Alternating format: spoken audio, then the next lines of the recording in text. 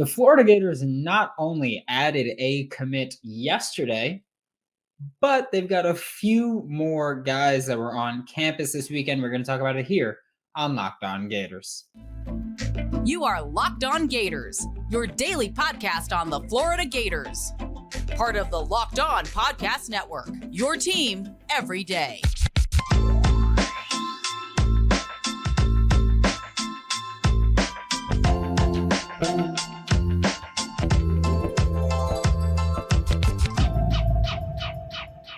Hello and welcome back to another episode of Locked On Gators, part of the Locked On Podcast Network, your team every day. Thanks for making Locked On Gators your first listen of the day. We're available daily and free wherever you listen to podcasts. Happy Monday. We're back. I'm Brandon Olson. Find me on Twitter at WNS_Brandon.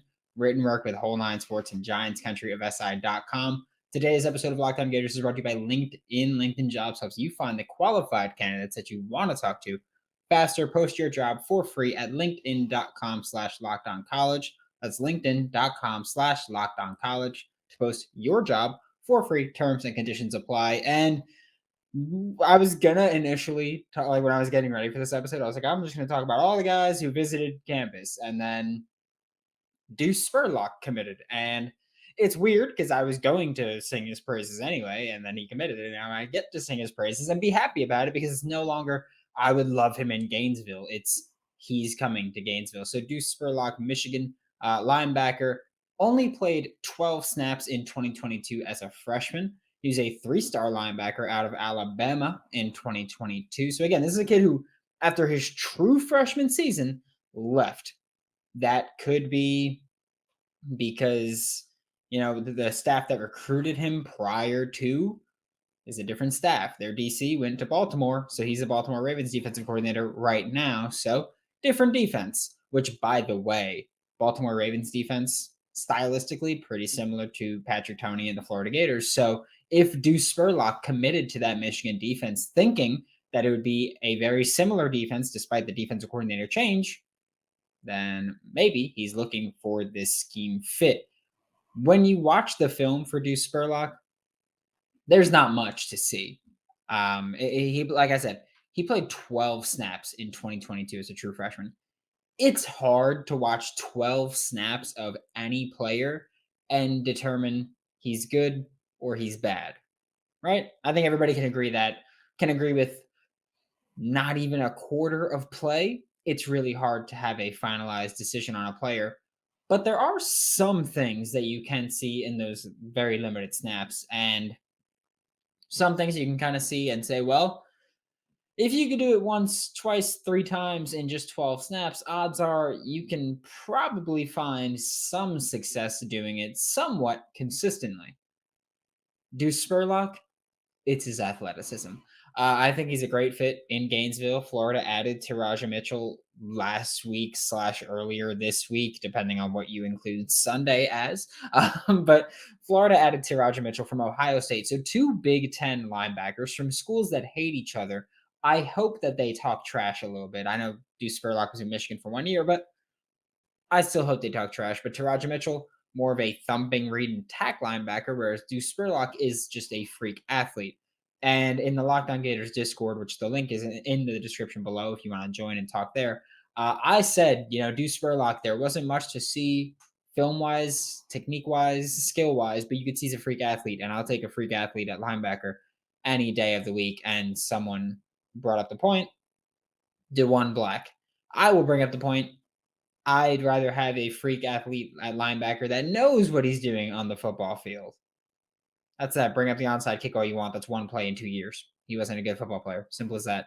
But with Deuce Spurlock, Spurlock is the opposite of Teradja Mitchell from Ohio State, where Spurlock is a freaky, athletic linebacker, and I cannot wait to see how he fits into this defense because I'm working under the assumption that he is going to play more of the Amari Burney role that we saw this year, which means that it's likely Deuce Spurlock will be backing up Shamar James, who, as a true freshman, played that Amari Burney role rotationally.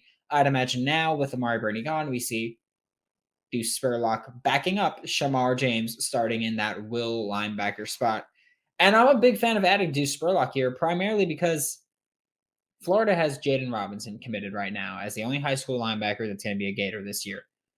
Jaden Robinson was probably going to be that will two in this defense, and he probably wasn't ready. Linebacker is, I think, the spot where I look at true freshmen and I'm like, you've got to be really good to be a contributor, because you got to do a lot as a linebacker. It's as simple as that. Linebacker in any defense pretty much asks a lot from you, so it's hard as an 18-year-old to show up to campus, adapt to college life, adapt to a football strength and conditioning schedule, adapt to everything, and then be able to step in and also pick up your play, the level of play, your speed of play, so much where you can go from high school football to the SEC. It's incredibly difficult to do. It's a similar but different thing with defensive linemen, where it's like, well, a lot of times it's like you need to bulk up to play SEC football if you're a freshman. So things like that. But Deuce Spurlock has a year under a strength and conditioning staff from a big program. Like, this is not some kid who is coming up from, I don't know, what's Troy. Like, he's not coming from a small school after 1 year where they probably don't have as intensive of a strength and conditioning program. He's coming from Michigan. The same Michigan, by the way, that was just in the college football playoff and lost to TCU, which, by the way, TCU, Georgia tonight. Just saying. But that same Michigan is the Michigan that he played for. So you're watching Deuce Spurlock potentially step right in as a rotational player. You don't need him to start. If he ends up somehow being better than Shamar James, great. I don't think it'll happen, but great. If he ends up bulking up and being able to play that Mike linebacker role next to Shamar James, great. I don't think it happens, but great. I think right now we're looking at a middle linebacker, that Mike linebacker role of Derek Wingo starting with a rotation between Teradja Mitchell and Scooby Williams. Scooby Williams being the third guy on that depth chart, so seeing less snaps. I think at will, you're looking at Shamar James starting with Deuce Spurlock as the 2 and Jaden Robinson as the 3.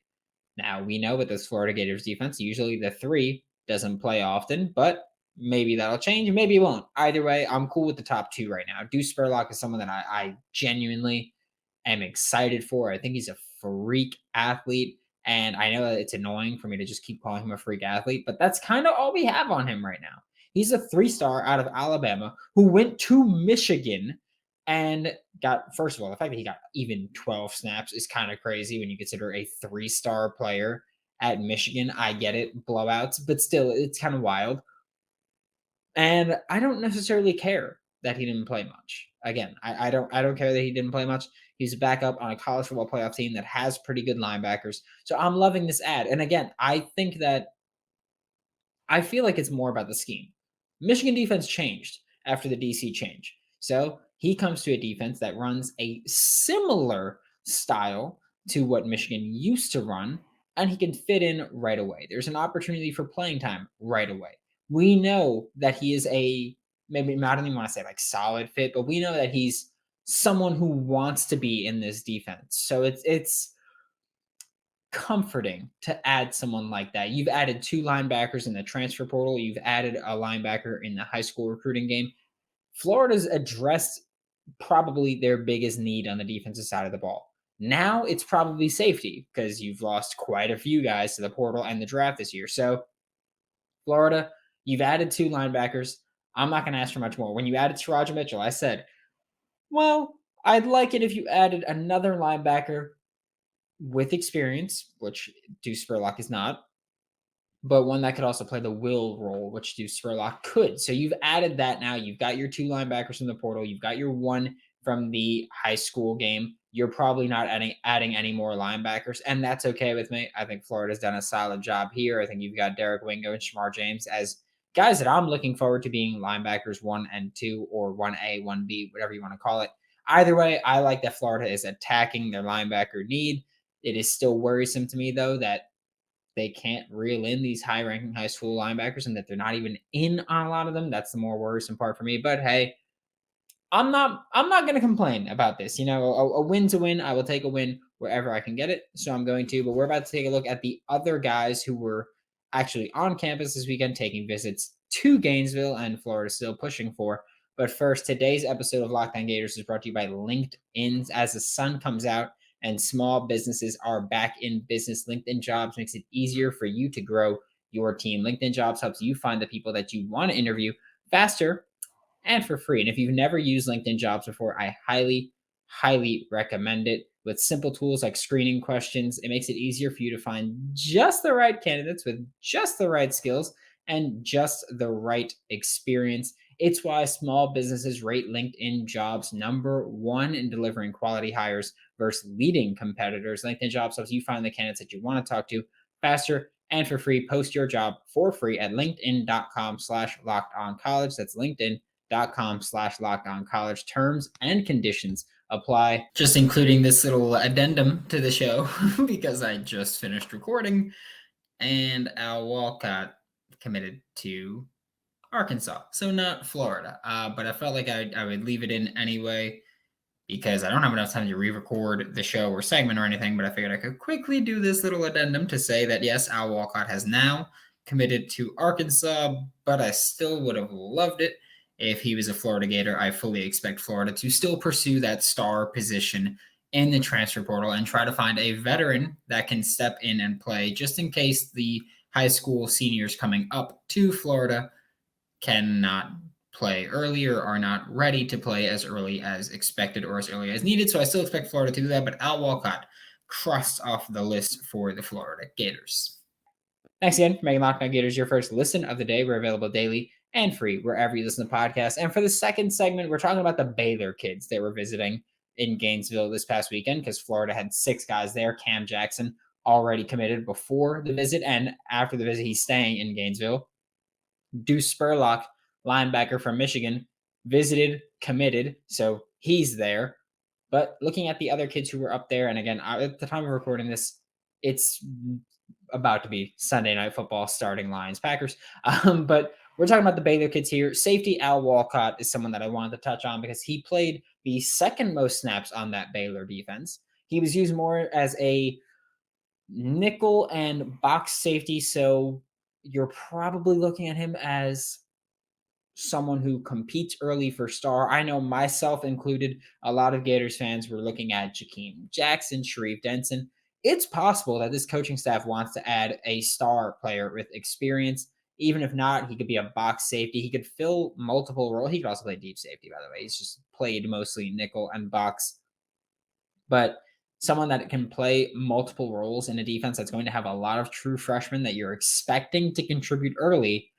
Even though you're expecting them to contribute early, you're not guaranteed to get anything from them early on. So adding in some veteran depth here, maybe veteran starter here, is big. I think Al Walcott is solidly reliable, but he's not great as a underneath cover man, as a deep cover man, and as a run defender. I will say, odds are you're going to have some freshmen that aren't as up to speed as you thought they'd be. So having Al Walcott, who could step in and fill any of those roles aside from outside corner, it's comforting a little bit, right? So if Florida can land him, that'd be great. I also tweeted this on Thursday, I think it was. It should surprise literally nobody that Florida is pursuing a Baylor defensive back that's hit the transfer portal specifically. I mean, any Baylor defender, but specifically a defensive back that played safety and star. Patrick Toney, Florida's co-defensive coordinator, safeties coach. He is the defensive play caller. And Dave Aranda, who is Baylor's head coach and the one that puts Baylor's defense together, are both disciples of Ron Roberts. Disciples is a weird word, but they're both from that coaching tree of Ron Roberts, who up until recently, Ron Roberts was Baylor's defensive coordinator.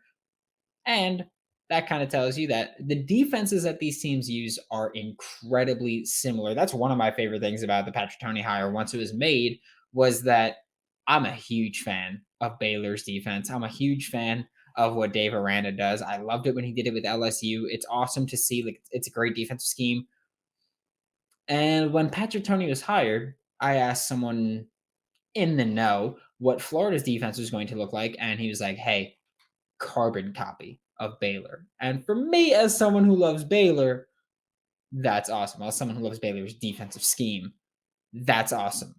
So it doesn't surprise me that Florida is pursuing a safety who's got experience in the same defense, really, who's capable of playing multiple roles and helping your freshmen get up to speed and giving them some time to, not feel pressure to be ready immediately. So I think that Al Walcott, whether or not he's a Florida Gator, it shouldn't surprise anybody that he's getting interest from Florida.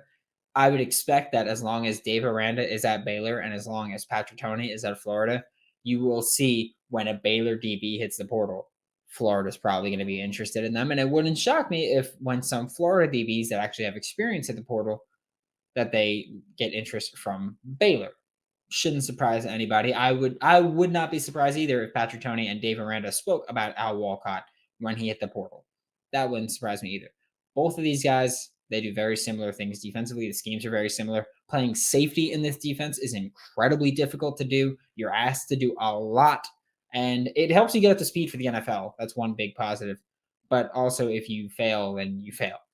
So Florida looking for Al Walcott. I'm hoping he becomes a Gator because, again, you can play defense if you play safety in Baylor's scheme. You can play safety in Florida's scheme. And so I like you. On the offensive side of the ball, they've looked at Micah Meskua, who is an offensive lineman. Florida needs to replace, first of all, Florida needs to replace left tackle Richard Garage, left guard Ethan White, not center Kingsley Aguakan, although they should, right guard Osiris Torrance, who is an All-American, right tackle Michael Tarquin. So 4 of the 5 offensive line spots. We can put the middle finger down there because that's Kingsley Aguakan if you're watching and you're seeing this. So you have to replace not Kingsley Aguakan. He's the one guy you don't have to replace. One of those tackle spots is going to be is going to be Austin Barber. So we're replacing that. I'm putting my thumb down, which is technically right tackle, but that's because it's easier than putting pinky down there. So you've got both guard spots that need to get filled. Micah Meskua can play, he probably could play both spots. He's only played left guard. So Florida needs to replace Osiris Torrance and Ethan White right there on the offensive line. At guard, Micah Meskua is not someone that I would ever anticipate plays tackle for this Florida Gators defense, but he's someone that could play either guard spot. I think, again, he's only played left guard, but I think he could play both. He would look to become the next, the next transfer to start immediately on this offensive line. He'd look to be the next transfer to start immediately to All-American on this offensive line. I will say that. Let's level the expectations here. Let's temper them here a little bit. It's very hard to replace Osiris Torrance. There's no doubt about that. It's also very hard to replace Ethan White. There's no doubt about that. Micah Meskua is someone who could do both. I will say from the limited tape that I got to watch, he played an extended period of time, by the way. He was a starter, but I only got to watch a few snaps here or a few games here. He's been awesome as a run blocker. As a pass protector, not so much. Luckily, he plays probably the easiest position outside of center to actually cover your pass protection needs because when you're a guard, you could have the tackle help you or the center help you. The only reason that's easier for the center is both guards could help you. It doesn't matter who lines up where. Both guards could help you at any point in time. Micah Meskua could come in and immediately be a starter on this Florida Gators offensive line. I know we've got Rod Kearney coming in who could also probably start right away. I know we've got Richie Leonard IV who should start right away. He rotated in and was pretty solid when he did. But there's question marks here, And I think for Florida, just having bodies in there that could answer that question and could be the answer to your question is important. Will Deuce Spurlock work out? Hopefully, might not, but hopefully, but you're putting someone in a spot that could. Teradja Mitchell, same thing. Graham Mertz, same thing. Cam Jackson, same thing. Caleb Banks, same thing. Florida's adding guys at positions that they need. And it's like, we hope you work out. Hopefully, you're at least average. But I think for Florida to keep adding these guys, it shows they know where their needs are. or obviously not adding these guys because Micah Mescua is not a Florida Gator, but Florida keeps trying to add these guys where that kind of shows where your needs are, and they're taking that approach and they're trying to fill those through the transfer portal, like so many of us have been asking them to do. We're about to take a look at the rest of the guys that were on campus visiting the Florida Gators this week. But first, today's episode of Locked On Gators is brought to you by BetOnline. And I don't know about you, but the college football playoff is tonight, and I'm looking forward to it. I will say I'm taking TCU to cover the spread, and I'm taking the over. So I'm taking TCU to either lose by 13 or less or win the game. And I'm taking them to go over 63.5 because I think both of these teams could score. I think teams are underestimating how much TCU could score. I think people are underestimating how fast this TCU team is. I'm taking TCU to cover the spread and the over, and it's as simple as that. I realize most college football playoffs have not been close. I don't care. I'm going TCU. Sure, it's because I'm maybe partially because I know a couple kids on TCU, but I don't care. I'm going TCU. Head to the website today or use your mobile device. Right here, right there. BetOnline. See? So head to the website today or use your mobile device to check out all the trends and action. Check out BetOnline. It's where the game starts. To wrap up today's show, we're talking about the final couple of guys who were on campus for the Florida Gators. And it's a lot easier to go in depth on the Baylor defense, which is something that I've, paid attention to quite a bit there. But South Carolina edge Gilbert Edmond is someone that Florida had on campus this weekend that he was visiting, and he's one of the one of the six transfer portal guys that were visiting this weekend. 5 guys who were uncommitted at the time of their visit. Cam Jackson's the other one. Obviously, Deuce Spurlock has since committed. Then, of course, you got the guys we just spoke about, which is Al Walcott, Baylor safety, and Micah Mescua, Baylor interior offensive lineman. Now looking at the other side is South Carolina edge Gilbert Edmond. Like I said, starter for the Gamecocks. Wasn't super productive, we'll say that. But he definitely had his moments where if he didn't get the sack, he was at least getting close to the quarterback and creating pressure. And I realized that for the casual fan, you'll be like, oh, I don't even want to say casual fan. For the average fan, you'll be like, oh, if you're not getting a sack, I don't care. Pressures matter more. Sacks are awesome. That's great. That's dope to see. But pressure can force errant passes, can speed up a quarterback's clock and just make them make any kind of bad decision. If you're hitting them while they're throwing the ball, even if you don't get a sack, you could alter the actual ball and see where it goes, and someone else can make a play on it. It's great. Pass rushing is fun, is my point. So I think when you have Gilbert Edmond, you're like, okay, well, at least he's had his moments and he's had his flashes as a pass rusher to show he can generate some pressure.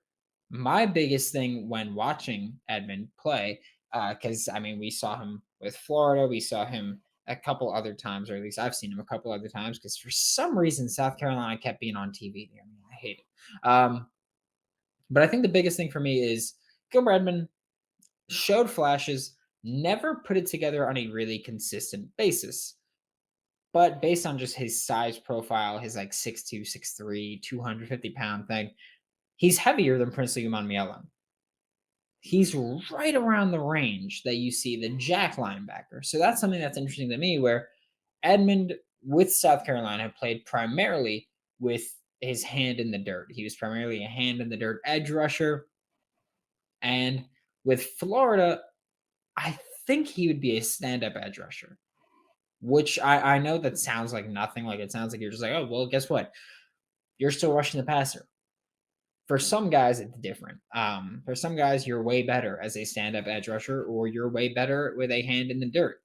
It's possible that Gilbert Edmond showed flashes as a hand in the dirt pass rusher, but maybe as a stand-up edge rusher could be more consistent, more reliable, and more effective as a pass rusher. So that's what I'm looking forward to if he becomes a Florida Gator, to see where he would fit in with this defense.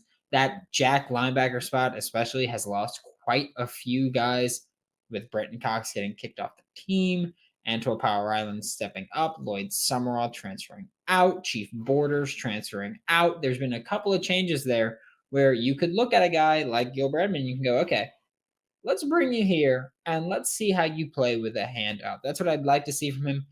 Generally, I don't necessarily care for him with a hand in the dirt. I think Florida's solid there because you got Princely, you've got Justice Boone, you've got guys that could rotate in there.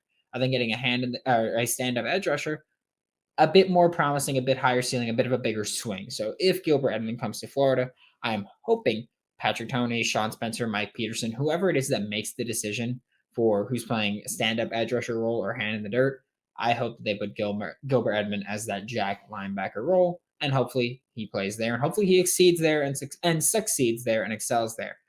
The other guy that was on campus this weekend, Miami, offensive lineman John Campbell Jr. At least he knows to leave Coral Gables. So at least there's that, right? John Campbell Jr. started at left tackle for the Canes in 2022. Plenty of experience as an offensive lineman, which is something that we won't scoff at. And let's bring back the hand here to show you what Florida needs. Not a center. No, not a left tackle, although he could play left tackle. He could play right tackle, and John Campbell could play left tackle, and then you just have your guards that you need to replace. So John Campbell Jr. could play left tackle. You could keep Austin Barber at right tackle, and then you have Kingsley Aguakan at center, and then you've got the two guard spots to replace there, which you could be replacing one of them with Micah Biskua. You could be replacing one of them with Roger Kearney. You could be replacing one of them with Richie Leonard IV. You could be replacing quite a few spots with quite a few guys, depending on who actually shows up to Gainesville. John Campbell Jr. started at left tackle, plenty of experience. I think that as a pass protector, he is above average, I'll say. Not great against the run, or not great as a run blocker, but the thing that I care more about, especially if you're going to be playing left tackle, is your pass protection ability. And I got to watch one game of John Campbell Jr., and it was the game against Clemson, which I don't think he gave up a sack, but I think it was 3 or 4 pressures he allowed, which is fine with me. Because for those of you who don't know, Clemson's defensive line this year was freaking insane. So to have John Campbell Jr., who had a good game against Clemson, I'm cool adding you to our offensive line that desperately needs bodies at this point in the cycle. So if John Campbell Jr., if you want to come to Gainesville, you're more than welcome. Yes, you picked Miami before, but I believe in second chances. I believe in correcting your wrong decisions before. So add John Campbell Jr., have a veteran left tackle with starter experience, or a veteran tackle with starter experience that can come in and contribute right away and play right away. And you're giving a little bit of comfort to your offensive line and probably Graham Mertz or whoever your quarterback is going to be for 2023. Thanks for making Locked On Gators your first listen of the day every day. We'll be back tomorrow to talk more Florida Gators football. I can't wait to do it. For your second listen, check out Locked On SEC, hosted by Chris Gordy of Sports 790. Get the best coverage on the best conference, including the best university, the University of Florida. For Locked On Gators, I'm Brandon Olson. Don't forget to follow me on Twitter at WNS_Brandon. Find all my written work at Whole Nine Sports and Giants Country FSI.com. And I will see you all tomorrow.